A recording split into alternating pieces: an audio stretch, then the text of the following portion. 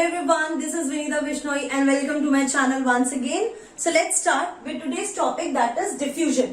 तो ये जो टॉपिक स्टार्ट हो रहा था उससे पहले मैंने आपको बताया था जो ट्रांसपोर्ट होता है वो दो टाइप का होता है. एक होता है passive transportation where energy is not required, दूसरा होता है एक्टिव ट्रांसपोर्टेशन. तो हम पैसिव ट्रांसपोर्टेशन की बात कर रहे हैं जिसमें मैं ऑलरेडी ऑस्मोसिस डिस्कस कर चुकी हूं. Now we are discussing about diffusion.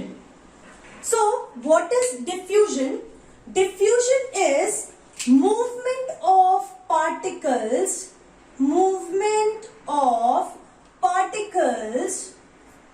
अब वो पार्टिकल कुछ भी हो सकता है, लिक्विड हो सकता है, सॉलिड हो सकता है, गैस हो सकता है, right? So movement of particles from its higher concentration to its lower concentration.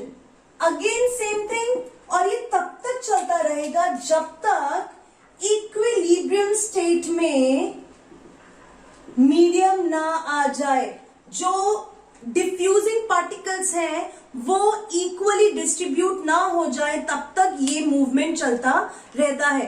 तो इसका बेस्ट एग्जांपल है हम जब भी स्प्रे करते हैं तो स्प्रे बॉटल के अंदर जो फ्रेग्रेंस है उसका कॉन्सेंट्रेशन ज्यादा है as compare to the environment. तभी आप एक कॉर्नर में स्प्रे करोगे पूरे रूम में वो फैल जाता है और हमें स्मेल आ जाती है. भले आप साइड वाले रूम में हो तो वो आपको फ्रेग्रेंस आती है because of this diffusion process.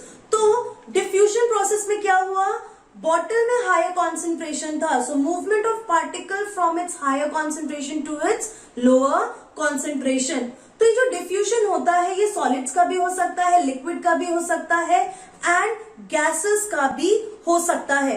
तो अगर हम सॉलिड के डिफ्यूजन की बात करें, सॉलिड के डिफ्यूजन में स्मोक पार्टिकल्स, तो जब भी आप स्मोक देखते हैं उसमें छोटे छोटे अनबर्न पार्टिकल्स होते हैं, ब्लैक ब्लैक ब्लैक ब्लैक छोटे छोटे पार्टिकल्स होते हैं, those are the solid particles. तो उनका डिफ्यूजन चलता है.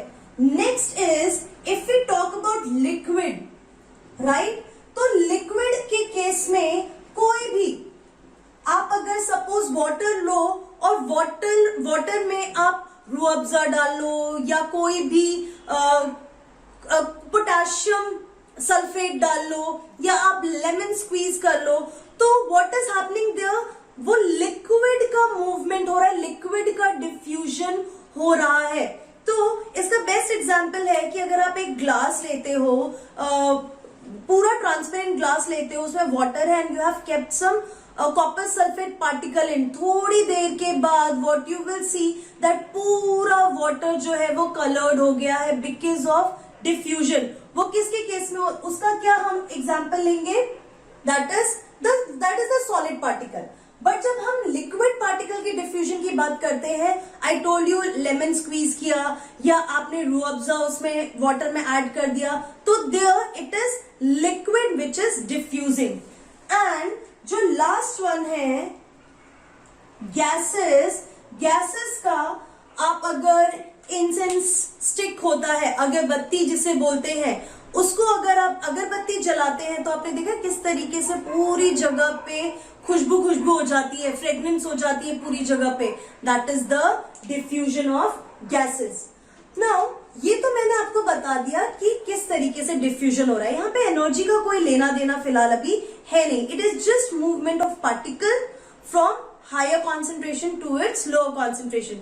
ये लिविंग सिस्टम में भी हो सकता है, नॉन लिविंग सिस्टम में भी हो सकता है. Now let's talk about the factors affecting diffusion. Factors affecting diffusion में सबसे पहला जो हम बात करेंगे that is size of particle. कि अगर पार्टिकल का साइज बहुत छोटा है तो वो इजीली और क्विक डिफ्यूजन शो करते हैं as compare to the large and heavy particle. So यहां पे मैं क्या मेंशन कर रही हूं, small and light particles move faster. क्योंकि वो लाइट होते हैं, वो काइनेटिक एनर्जी उनमें ज्यादा होने की वजह से वो ज्यादा दूर तक मूव कर सकते हैं। Next is membrane permeability. अगर मेम्ब्रेन परमिएबल है तो वो जल्दी मूव होंगे, क्विकली मूव होंगे, और अगर मेम्ब्रेन इम्पर्मिएबल है तो जो डिफ्यूजन रेट होता है वो स्लो होता है। Next is third one is temperature. Now what happens to the particles in the medium, diffusion rate of those particle in the medium where you are increasing the temperature. इसका best example है, अगर आप खाना cook करते हैं तो उस समय आपको स्मेल आ जाती है, राइट? तो कहीं पे भी किसी भी रूम में हो और मम्मी घर में खाना किचन में बना रही है, आपको स्मेल आ जाती है कि कुछ कुक हो रहा है, क्योंकि वो हीट हो रहा है। वेयर एज अगर वही मम्मी फ्रिज में से कोई खाना बाहर निकाल के रखेगी, आपको स्मेल नहीं आएगी।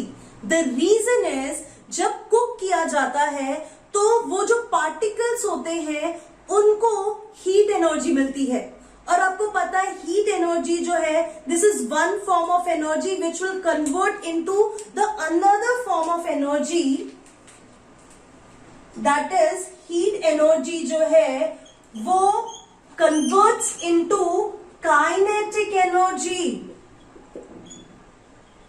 मतलब अगर जब आप हीट कर रहे हो तो हीट एनर्जी जो पार्टिकल्स को मिल रही है that will convert into kinetic energy and the molecules will start moving faster, means increases the diffusion rate.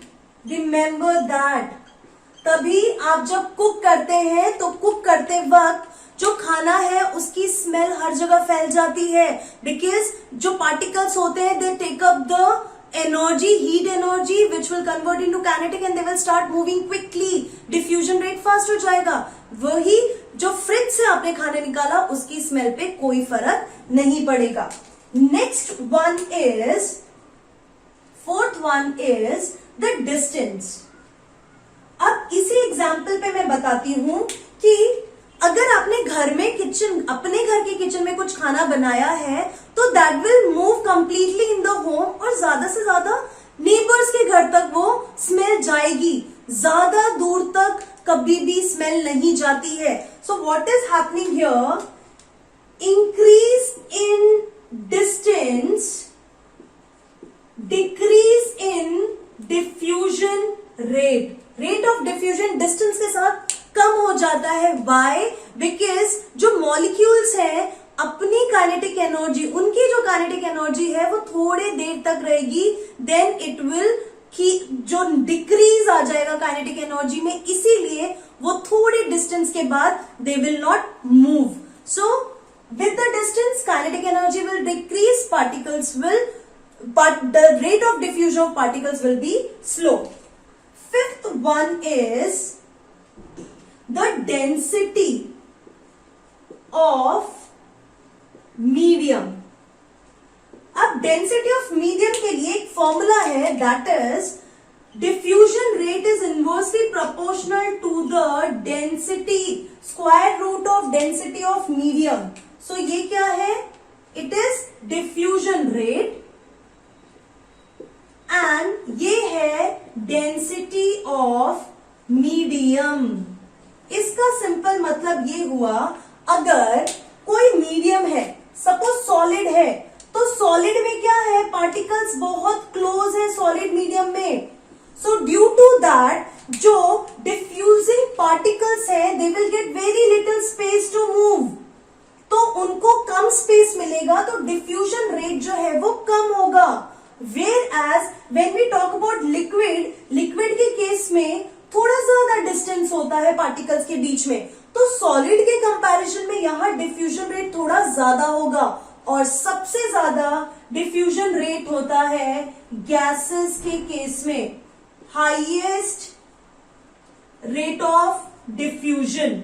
Okay, so you have to remember this. Next is concentration gradient. Concentration gradient का मतलब होता है, gradient मतलब distance, difference, sorry, gradient का मतलब होता है difference. इसका सिंपल मतलब है, अगर आपको भूख लगी है ज्यादा, आपने मॉर्निंग से कुछ नहीं खाया है, तो जब आपके सामने खाना लाया जाएगा फटाफट फटाफट खाओगे, आपका जो स्पीड है वो ज्यादा होगा। वेयर एज आप बाहर से अच्छे से चाइनीज खा के आए हो, पेट भर के खाना खा के आए हो, घर में जब आपको दाल रोटी सब्जी कुछ भी मिलेगा, your rate will be slow, क्योंकि मम्मी ने बोला है इसलिए खाना पड़ेगा वरना डांट पड़ेगी, तो इसीलिए हम धीरे धीरे खाते हैं। तो उसको मैं यहाँ पे कोरिलेट करके बताती हूँ आपको। Suppose this is two medium, यहाँ पे जो भी मॉलिक्यूल्स है सॉल्यूट के, इट इज 100 सॉल्यूट मॉलिक्यूल्स और यहाँ पे 20 सॉल्यूट मॉलिक्यूल्स हैं। So what is the difference? It is the difference of 80। दूसरी जगह पे एक और सिस्टम है, यहाँ पे इस सिस्टम में, सेकेंड सिस्टम में यहाँ पे 50 मॉलिक्यूल्स हैं और यहाँ पे 30 मॉलिक्यूल्स हैं। यहाँ पे डिफरेंस कितना है? 20 मॉलिक्यूल्स का। तो डिफरेंस ज्यादा कहां पे? यहाँ पे ज्यादा डिफरेंस होने की वजह से जो रेट ऑफ डिफ्यूजन है वो ज्यादा होगा as compare to this system. So remember that more the concentration gradient, more will be the rate of diffusion. So this is all about diffusion, जिसमें मैंने आपको बताया कि डिफ्यूजन जो पार्टिकल्स का होता है, वो पार्टिकल सॉलिड भी हो सकते हैं, गैसेस भी हो सकते हैं, लिक्विड भी हो सकते हैं। जो सॉलिड पार्टिकल्स होते हैं उनका जो रेट ऑफ डिफ्यूजन होता है वो सबसे कम होता है, और गैशियस पार्टिकल का, गैस पार्टिकल्स का जो मूवमेंट होगा, डिफ्यूजन होगा, वो सबसे ज्यादा होगा। जब हम मीडियम की बात करते हैं तो सॉलिड मीडियम में डिफ्यूजन स्लो होता है, और गैशियस जो मीडियम होता है उसमें सबसे ज्यादा डिफ्यूजन होता है। And these are the factors like size of particle, membrane permeability, temperature, distance, density of a medium and the concentration gradient. These are the some factors which is going to affect the rate of diffusion. So this is all. ये जो diffusion है हर बार आपको काम आता है, जब भी आप हायर क्लासेस में जाएंगे तो भी diffusion काम आएगा। तो फटाफट हम इसके एप्लीकेशंस की बात कर लेते हैं। तो जब भी हम एप्लीकेशन की बात करेंगे, सबसे पहले हम एप्लीकेशन में बात करते हैं रेस्पिरेटरी गैसेस का। आपको पता है रेस्पिरेटरी गैसेस जो है डिफ्यूजन की वजह से ही लंग्स में से ब्लड में आते हैं, राइट? और ब्लड में से CO2 जो है वो लंग्स में जाता है। फिर जब वो ब्लड आता है टिश्यूज के पास, तो टिश्यूज और ब्लड के बीच में भी डिफ्यूजन के थ्रू ही इन गैसेस का ट्रांसपोर्टेशन होता है। सो this is the respiratory gases. Second is the distribution of substances in the cell and between the cell। ठीक है, दो सेल्स के बीच में या सेल के अंदर भी सब्सटेंसेस का जो मूवमेंट होता है वो डिफ्यूजन के थ्रू ही, बहुत सारे सब्सटेंसेस जो होते हैं वो डिफ्यूजन के थ्रू ही मूव करते हैं। उसके बाद जो प्लांट्स होते हैं उनमें ट्रांसपिरेशन होता है, that is also through the diffusion only. Water जो है वो मीडियम मतलब गार्ड सेल से या लीफ सरफेस में से जो एनवायरमेंट में जाता है, दैट इज ऑल्सो डिफ्यूजन। उसके बाद स्टोमेटा के थ्रू गैसियस डिफ्यूजन। ठीक है, स्टोमेटा के थ्रू ये जो एक्सचेंज ऑफ गैसेस होता है वो भी डिफ्यूजन के थ्रू ही होता है। उसके बाद फेरोमोन्स जो होते हैं, कुछ इंसेक्ट्स, कुछ एनिमल्स रिलीज करते हैं टू अट्रैक्ट देयर मेट्स, तो वो भी जो डिफ्यूजन होता है वो डिफ्यूजन के थ्रू ही एनवायरमेंट में स्प्रेड होता है and it reaches to their mates. So this is all about diffusion. So see you in my next video. Till then, keep learning, be safe, and wait for the next video in which I will teach you about active kind of transportation. Goodbye.